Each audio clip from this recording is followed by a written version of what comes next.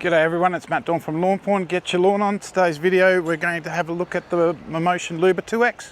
The Luba 2X is a great wire-free robot solution that has clever electronics to help it navigate and excellent obstacle avoidance. It really is a smart mower. And I just wanted to let you know quickly before we get into the video, a very important update that's happened on the 14th of March 2026 is that iNavi is now being tested. What's iNavi? Basically means that you don't need the RTK pole or the RTK unit. You can just set a mower up, and this is the Luba Mini, by the way. So what is iNavi? iNavi is a navigation system that this uses. Now, traditionally, this would use the RTK unit and the RTK pole. Satellites talking to that, talking to this, and triangulate to work out where it is. With iNavi, you don't need the RTK pole. Basically, it works over Wi-Fi or it works over a 4G network if you're in a 4G network area. So what does this mean? It means that the installation of the RTK pole isn't necessary.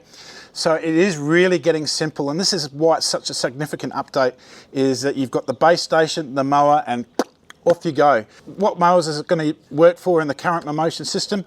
The Yuka 2025 models, all the Luba Mini and Luba models 2X and up, and of course the new ones that are coming out very soon. So I'm going to have another video on this in the future. The iNavi, I've used it once and it worked a treat. So look, it's a very, very important update, and I can't wait for the new mowers to come out as well to try them. So anyway, let's get into the video. So I've had this mower for about a year now. It's the Luba 2X, and I've had a really good experience with it. Although there've been a few things that I'll discuss in this video. I set it up in the backyard and it was fantastic in the backyard. When I went to Las Vegas earlier this year, I wasn't here for this lawn, but I thought, well, you know what, here's my opportunity to let it grow up a little bit. And I transferred this mower to the front yard. What I will say is that this really looked after the area. It would have been out of control if this wasn't looking after it while I wasn't here. I'll show you around the mower. Okay, so you've got a nice bumper that will sense things. And you can see that this mower here, it has quite a lot of use, and I haven't cleaned it up especially for this video or anything. The vision module up here, which is something that you'll have to assemble, but it's quite easy. It's a few bolts and a few wires that you connect. You've got the Omni wheels, which they brought back into the Luba 1. That's when they first introduced it. And these wheels are fantastic because it can turn around without scuffing up your turf. And as you can see with my turf here, there's no scuffs. So this has really been doing great with that. At the front, you've got the suspension, which really looks after things here. Going to the sides, you've got these little handle grips things here, and you've got this guardrail here as well. Going to the back, you've got these fantastic wheels. They grip really well and they can certainly get up slopes, no problems. Your controls are at the top here.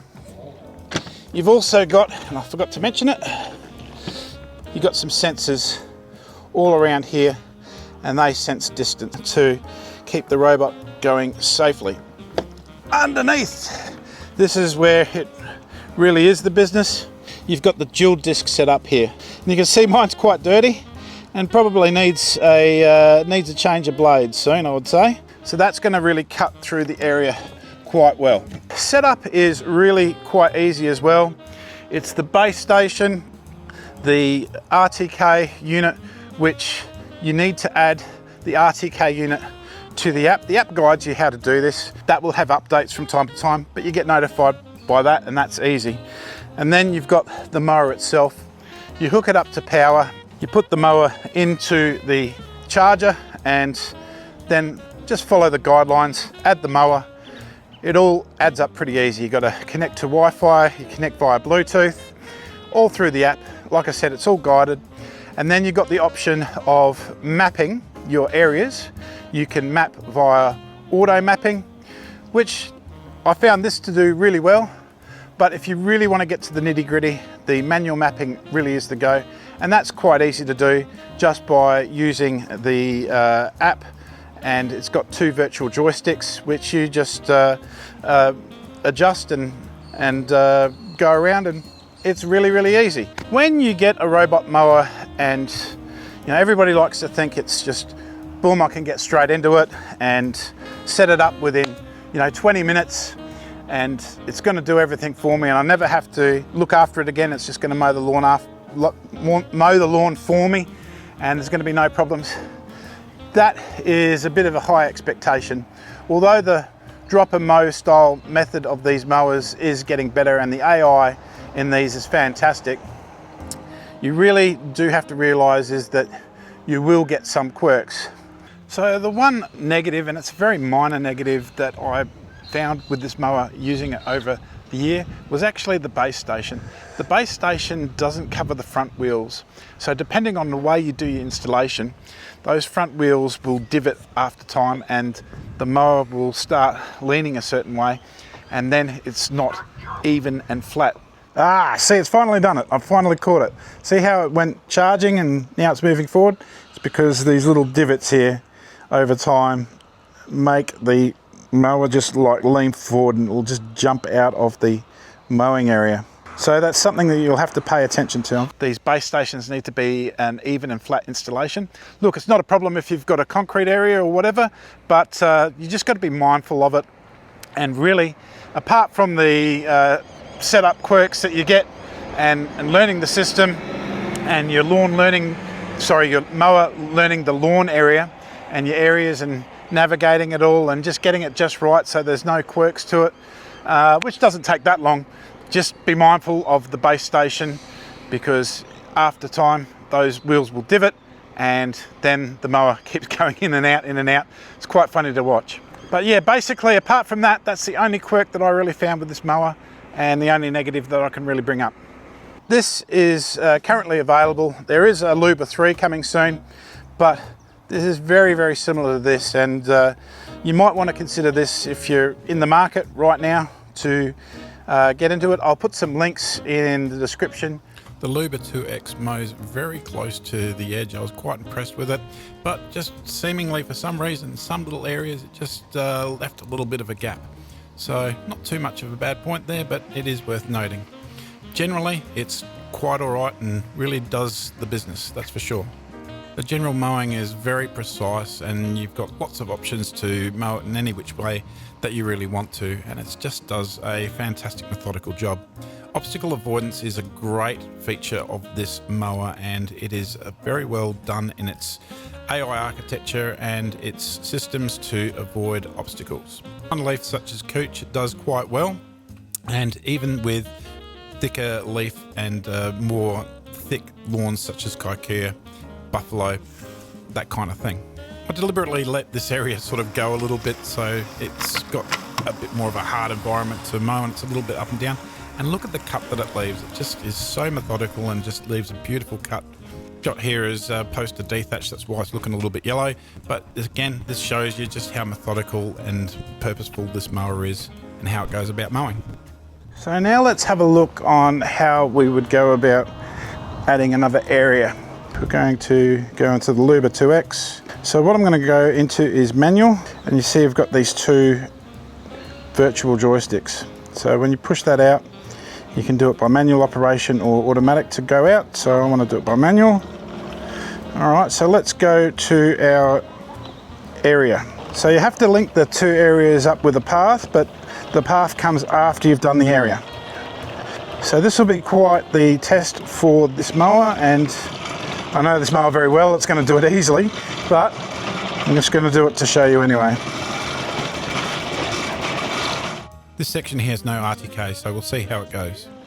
And this is the area here, and I'll start my mapping from here. So you'll hit map and you'll get some options. You'll go create a map. You want to create an area. Gives you some instructions. We've manually controlled to it. Start mapping the area. You can do manual mapping or auto mapping. I'm going to go manual mapping. It doesn't take long, and this is a great way to show you. Alright, so it says start mapping a task area. Then you use the manual mapping via the app is such an easy thing to do, and it saves you a lot of time in the long run. Yes, there is auto mapping, but really manual mapping is the way to go. There's the Mammotion Luba Mini, which is basically the one disc version. It's got a lot of the a lot of the attributes that this has. And once you get back to your starting point, it'll come up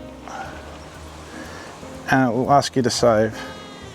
So we've saved the area there. So now you can see that we've got the two areas, which is great. So you need to make the area first before you can do the path. Then go to create, and they call it a channel. I keep calling it a path, it's really a channel. Start mapping a channel. And you'll see it will do a squiggly line between the two. So this is the area I want to highlight here. This area is a very small gap between the house, the caravan, and also you've got the eaves of the house. So there's no real way that the RTK is going to be able to detect where this is. But it has the cameras on here, and the cameras and the AI will hopefully navigate this. In fact, I'm sure it will.